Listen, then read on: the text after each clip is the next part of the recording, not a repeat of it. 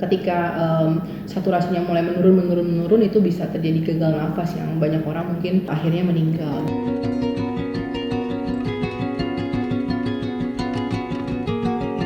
Nama saya Felicia Pandria, usia saya 36 tahun. Saya bekerja sebagai karyawati di salah satu perusahaan swasta di Jakarta. Ya, sebelum terkena wabah ini memang aktivitas saya untuk perjalanan dinas cukup tinggi. Jadi udah 11 tahun saya bekerja itu dengan aktivitas sering sekali keluar kota 1-2 kali dalam 1 bulan. 14 hari sebelum saya terkena penyakit ini memang saya ada perjalanan ke 3 tempat, ke Surabaya, ke Padang, dan ke Palembang. Dan bahkan saya juga ada meeting di Jakarta dengan beberapa orang dari luar kota juga, bahkan orang yang baru pulang dari luar negeri. Saya ketika keluar kota, traveling, saya selalu mengutamakan pakai masker dan hand sanitizer. Tapi karena kasus COVID ini mulai booming di bulan-bulan Februari, makanya saat itu saya sulit sekali cari masker. Jadi sehingga 3 perjalanan yang saya sebutkan tadi, saya tidak menggunakan masker karena saya nggak dapat beli masker di mana-mana. Dan pada akhirnya pada tanggal 13 Maret saya mulai timbul sebuah gejala-gejala. Ya, dimulai dari panas yang cukup tinggi, lalu tenggorokan sakit, nggak mau makan, pusing, terus seluruh badan tuh rasanya sakit gitu ya, apalagi sendi-sendi itu semua sakit. Dan yang paling membuat saya khawatir adalah di daerah dada saya itu seperti ada angin gitu sampai tembus ke belakang, jadi sehingga saya worry sekali. Jadi akhirnya saya memeriksakan diri ke rumah sakit, dan pada akhirnya saya dinyatakan positif COVID-19. Setelah positif COVID-19 itu saya diharuskan isolasi di rumah sakit karena rumah sakit pemerintah saat itu penuh, di mana-mana tidak ada yang tidak ada tempat, makanya saya dirawat di rumah sakit swasta di Jakarta Pusat. Ya, selama 14 hari saya di karantina di rumah sakit, itu sebenarnya gak banyak yang bisa kita lakukan karena basically kalau di tempat saya itu saya hanya sendirian di sebuah kamar, saya hanya sendirian, tidak boleh keluar.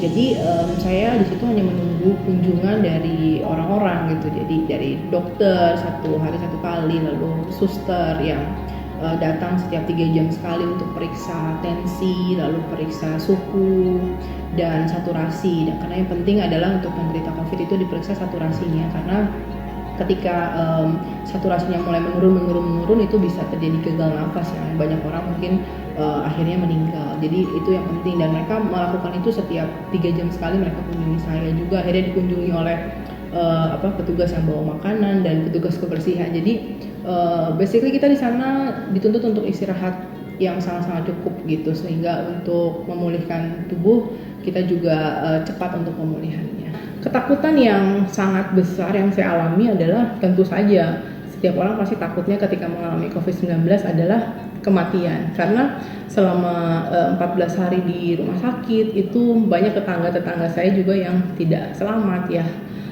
harus keluar dengan keadaan dibungkus oleh plastik infeksius ya, karena tidak boleh lagi dilihat oleh keluarganya.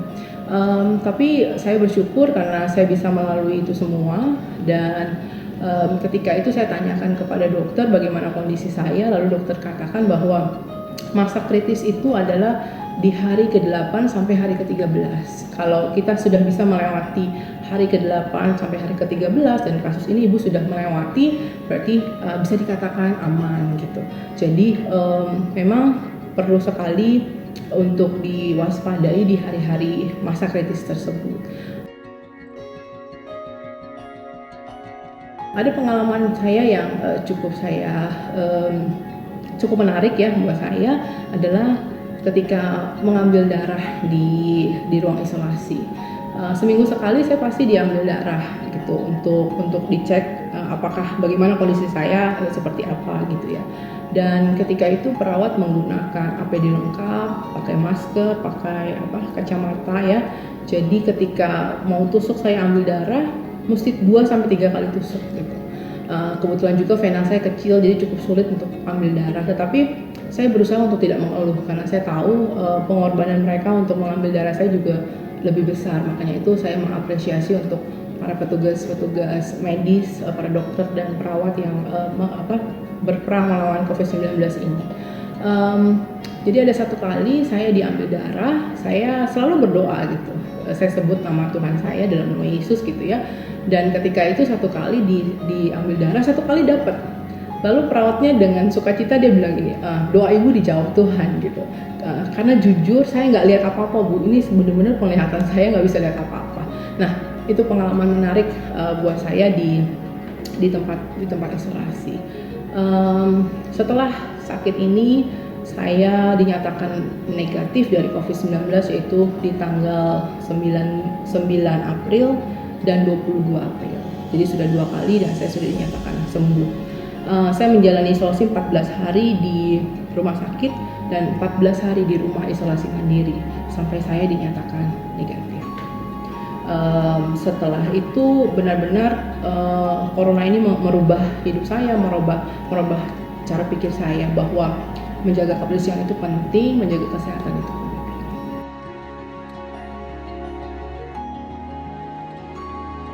Dukungan keluarga dan sahabat itu sangat luar biasa ya. Yang pertama sudah pasti dari keluarga inti dari suami saya yang sangat-sangat mendukung saya, luar biasa merawat saya dan bahkan juga ada resiko untuk juga terpapar. Tetapi syukur suami saya tidak ikut terpapar penyakit ini. Untuk keluarga, sahabat yang berada di daerah manapun gitu, semua SMS saya dan mendukung saya dalam doa. WhatsApp saya, lalu ada yang telepon, ada yang setiap hari membagikan semangat, ada yang membagikan firman Tuhan sehingga saya boleh dikuatkan dan sungguh-sungguh untuk dukungan dari keluarga dan sahabat itu sangat luar biasa juga. Terlebih di tempat saya bekerja, para atasan di sini juga sangat-sangat memberikan saya semangat, juga pengertian yang luar biasa dalam saya menghadapi penyakit ini.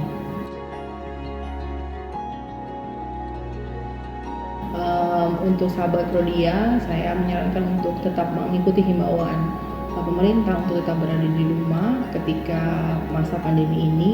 Kalaupun harus keluar rumah, sebaiknya gunakan masker, lalu bawa hand sanitizer, juga sering-sering cuci tangan dan menghindari menyentuh area wajah ketika berada di luar rumah. Juga pastikan istirahat yang cukup, makan makanan yang bergizi untuk menjaga kesehatan, juga minum vitamin untuk menjaga daya tahan tubuh.